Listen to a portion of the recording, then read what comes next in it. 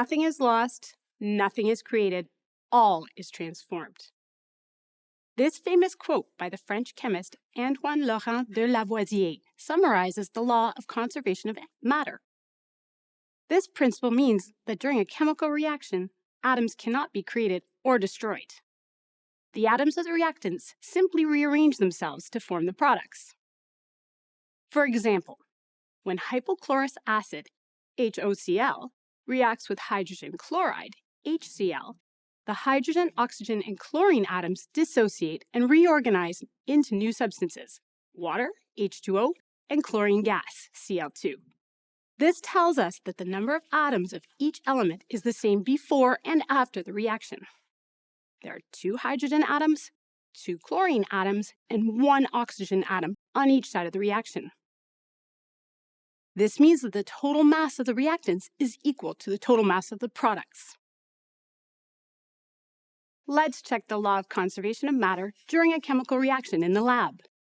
To do so, we'll create a reaction of baking soda, NaHCO3, with white vinegar, CH3COOH. When these reactants are combined, 3 products are formed: carbon dioxide, CO2, water, H2O, and sodium acetate, CH3COONA.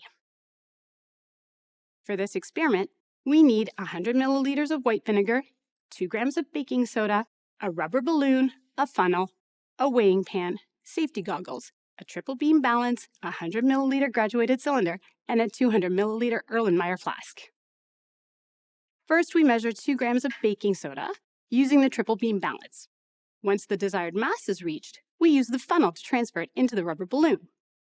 Using the graduated cylinder, we measure 100 milliliters of white vinegar and pour it into the Erlenmeyer flask. To confirm the law of conservation of matter, the total mass of the reactants must equal the total mass of the products.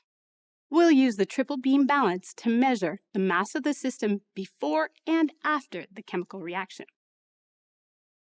First, the Erlenmeyer flask containing the vinegar is placed on the balance. Then the rubber balloon is placed tightly on the opening of the flask. Be careful not to drop the baking soda into the vinegar just yet. Next, we record the initial mass of the system. It's 207.6 grams. The next step is to lift the rubber balloon so that the baking soda falls into the vinegar and let them react for a minute or so. Once the reaction is complete, the reactants are entirely transformed into products. However, the total mass of the system before and after the reaction is still the same, 207.6 grams. The conservation of matter is true. And what would happen if we tried the same reaction but without a rubber balloon? Gas would escape from the Erlenmeyer flask and the final mass would be lower than the initial mass. But be careful, this doesn't mean the matter was lost, just that the gas dissipated into the environment. This experiment confirms the law of conservation of matter. As Lavoisier said, nothing is lost, nothing is created, all is transformed.